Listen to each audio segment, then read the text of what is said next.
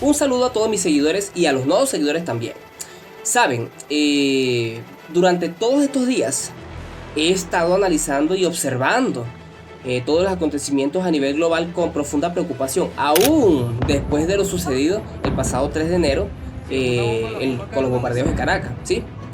Miren, a ciencia cierta, nadie sabe lo que está por suceder en el mundo, pero sí es posible dar o prever o anticiparse a posibles escenarios futuros en base a análisis históricos, políticos, geopolíticos y económicos también.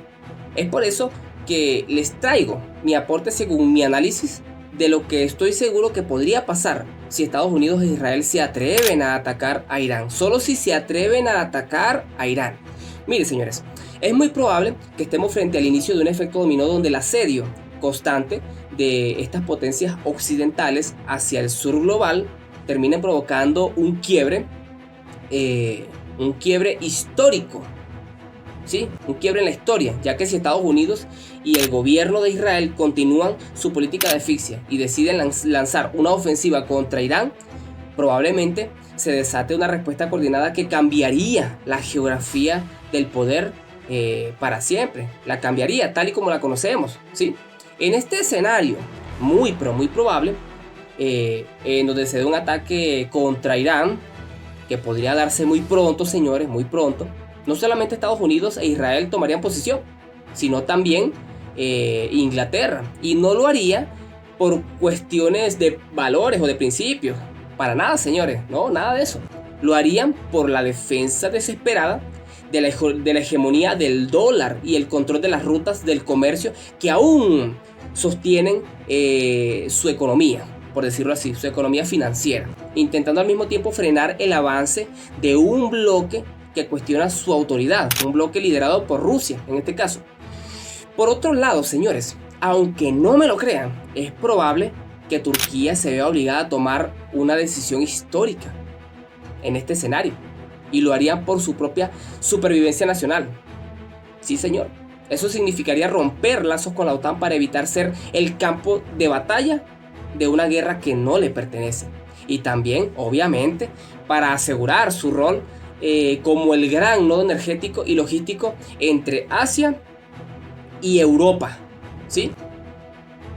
Así de sencillo, señor. De esa forma, priorizarían sus intereses dentro de los BRICS. Esto significaría ir en contra de las órdenes de Washington.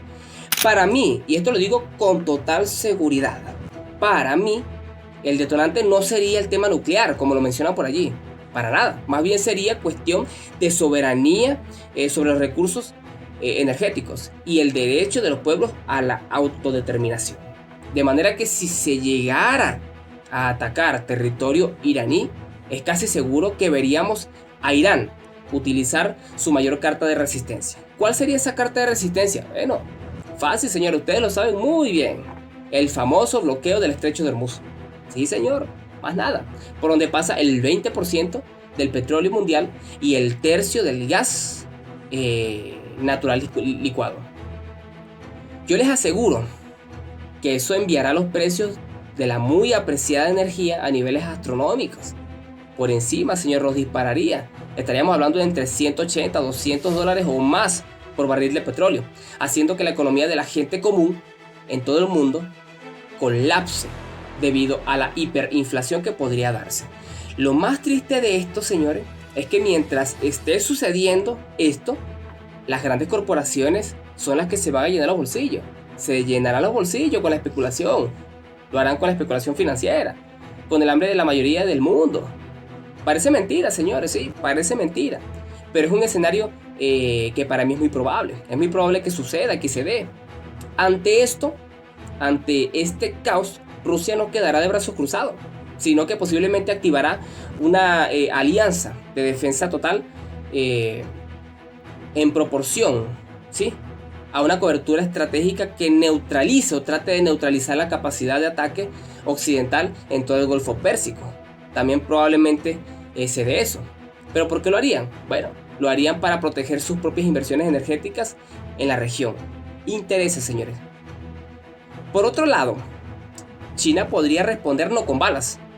Obviamente no lo haría de esa forma, sino con el abandono masivo de los bonos del tesoro y el petrodólar, provocando una devaluación del dólar pero tan agresiva que provocaría una crisis de liquidez pero tan profunda, señores, en Estados Unidos, que prácticamente esa nación o ese imperio en decadencia se vería sumido en una parálisis interna de servicios básicos y suministros peor que lo que vivieron en los años 1920-1929 aproximadamente.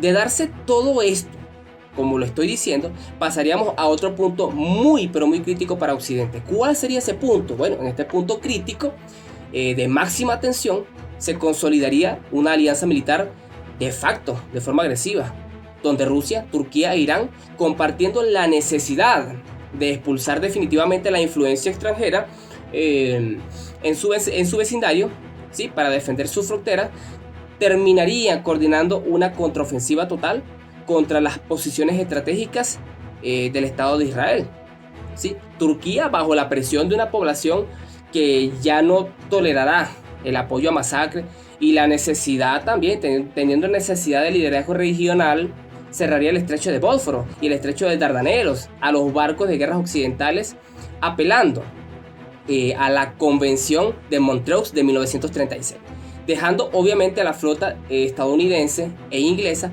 atrapadas y sin suministros en un callejón sin salida.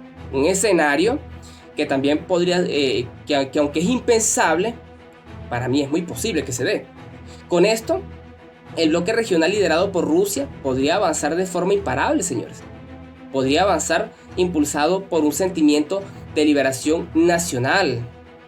La cruda realidad de todo esto, señores, y aquí voy con el final inesperado de esto, es que Israel, en este punto crítico, probablemente no pueda ser salvada ni siquiera por Estados Unidos ni Inglaterra. Es más, ni siquiera pueda ser salvada por la OTAN.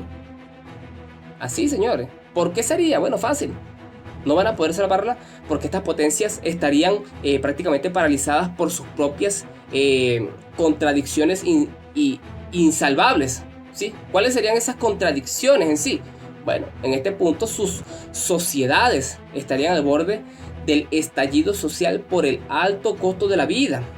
Otra cosa sería sus infraestructuras, que estarían prácticamente al límite tras años de abandonos del neoliberalismo, por decirlo así.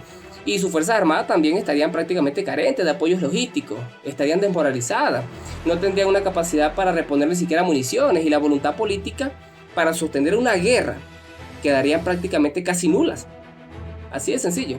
Es más, frente a tres potencias regionales unidas por un pacto de armas y defensa mutua, la desmoralización sería prácticamente casi total.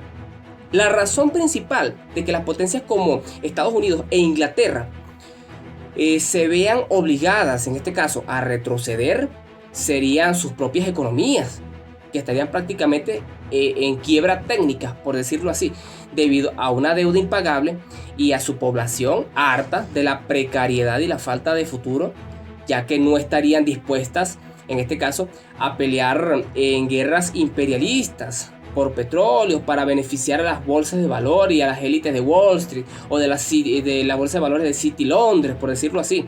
Al final, señores, este escenario nos muestra un posible futuro al cual nos estamos acercando, en donde el agotamiento del modelo imperialista occidental como lo conocemos terminaría encerrándose en sus propias fronteras para intentar salvarse de un colapso doméstico, ¿sí? Y prácticamente encerrándose en revueltas populares, dejando al descubierto que la fuerza militar bruta ya no es suficiente cuando los pueblos del mundo deciden unirse en un bloque de resistencia multipolar, marcando así el fin definitivo de la era de la unipolaridad y el desmantelamiento de los últimos bastiones del colonialismo occidental en el Medio Oriente, permitiendo que las naciones del sur global y los pueblos del mundo recuperen por fin la propiedad de sus recursos y su propia dignidad. Pero ojo, señores, y alerta. Estas potencias occidentales cercanas a Latinoamérica podrían intentar un último acto para apropiarse de nuestra región y nuestras riquezas aquí en Sudamérica.